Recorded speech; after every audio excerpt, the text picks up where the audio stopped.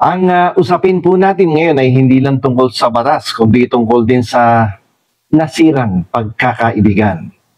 At malalim na personal na sama ng loob na isinabog, no, sa mata ng publiko.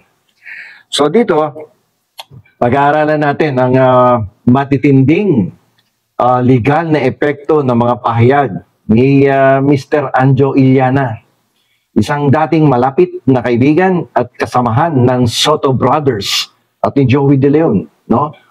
Laban kina Senator Tito Soto at dito kay Vic Soto. Sa paglipat ng issue mula sa inuman papunta sa social media, ano ang naging epekto nito sa batas? So, ano ba ang ginawa ni Anjo Iliana? Itong si Mr. Iliana ay actually gumamit ng social media. Unang-una lumabas to, nakita ko sa TikTok. Pagkatapos nag-Facebook live para magbigay ng mga akusasyon na seryosong sumira o sumisira sa kredibilidad ng magkapatid na Tito Soto at Vic Soto. Ang kanyang akusasyon ay may dalawang klase, dalawang uri ng akusasyon. Yung una, personal, pribadong akusasyon.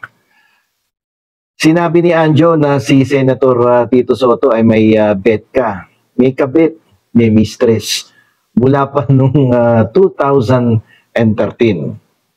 At tinamon pa niya si Soto na ilantad ng girlfriend sa Itbulaga na sinasabi niyang girlfriend din ni Vic Soto. Huh? So, lumalabas itong magkapatid na ay nag-share ng kanilang girlfriend na nandoon sa loob ng Itbulaga. So, mukhang hindi maganda. So, ano ang ibig sabihin nito?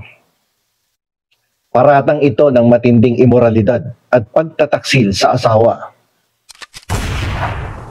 Ito ang mga paratang na tumatama hindi lang sa mga Soto, kundi pati na rin sa kanilang mga may bahay.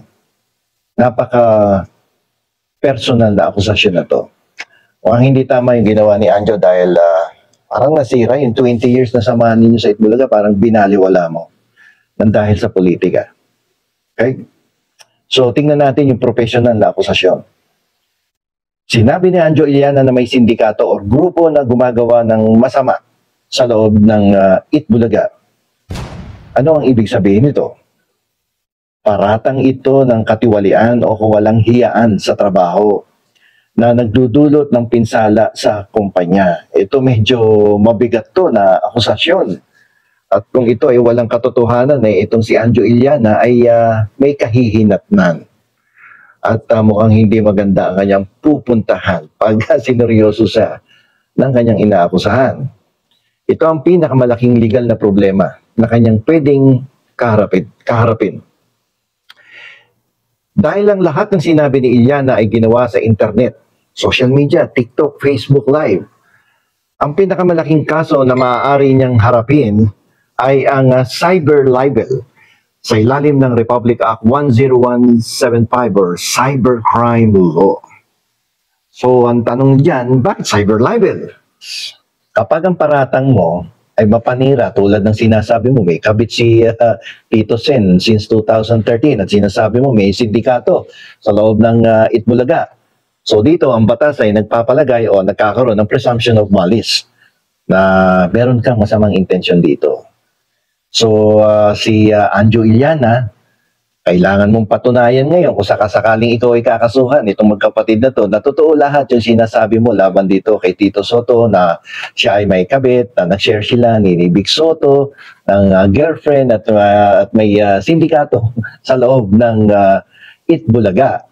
Yan ang napakahirap na depensa mo, lalo na para sa mga isyong pribado. Tapos ang isa pa dito, pwede kang hinga ng danyos pervicious niyan, yung tinatawag sa legal parlance na civil damages, bayad pinsala sa Tagalog. So dito, kahit hindi pa siya maparusahan sa kasong kriminal, yung cyber libel, no? May karapatan si Tito at Vic Soto na magsampa ng hiwalay na civil case para humingi ng bayad pinsala or damages laban sa iyo Ang hirap nito, wala kang trabaho, wala kang pinagkakitaan, no? At naka-payroll ka lang yata kay Jingoy Estrada, magkano lang sweldo dyan. Tapos makakasuhan ka pa ng civil at criminal. Yung damages pa, paano kung hiningan ka ng milyon-milyon piso niyan? Naku, saan ka kukuha ngayon yan? So, merong yung tinatawag na moral damages para doon sa matinding sakit ng damdamin. Yung kahihiyan na binigay mo kay Tito Sen at kay Vic. Yung pagkasira ng dangal na dinulot mo sa kanila. Dahil matindi at privado mga akusasyon mo, yung pagtataksil, may mistress eh. Malaki ang posibilidad na maging mataas ang halaga ng bayad pinsala na kailangan mong bayaran, Mr. Anjo Iliana. Mataas na tao yan sinisiraan mo, ha? Hindi ordinaryong tao yan, Senate President, at yung isa, Big Soto yan. Naku po, Buds. Mauubos ang inipon mo sa alikansya mo niyan. Alam mo kasi, Anjo, may limitation ng freedom of speech. No? Ang depensa ng freedom of speech ay hindi sumasakop sa mga akusasyon na peke at tungkol sa pribadong buhay ng isang opisyal, lalo na sa isang incumbent Senate President at isang successful businessman na katulad ni Vic Soto na may anak na isang city mayor. Ay nako, problema yung pinasok mo, Anjo. So bilang panghuli, nakikita natin dito na nakakapanghinayang yung pinagsamahan nito mga dating magkakaibigan na to, si Tito Soto, Vic Soto, Joey De Leon, tsaka to si Anjo Iliala na masisira lamang dahil sa politika. Pero tandaan ninyo, kapag nagkaso yan, walang kinikilingan ng batas, no? Kahit kaibigan mo yan, at kahit pa magkasama kayong pareho sa Itbulaga dati, ay siguradong mapaparusahan ka kapag kinakasuhan ka niyan. Dito, ang legal na epekto nito malinaw. Kasi kahit sino yung gumagamit ng digital platform upang maglabas ng seryoso at walang basihan na akusasyon, lalo na yung tungkol sa pribadong buhay tulad ng pagtataksil at may mga sindikato dyan sa Itbulaga, ay maglalagay sa sarili mo sa isang matinding panganib na pwede kang makulong at pwede kang pagbayarin ng malaking halaga kung ikaw ay sasampahan ng cyber libel at civil damages. Dahil sa pagsira mo sa reputasyon ng mga dati mong kasamahan sa Itbulaga.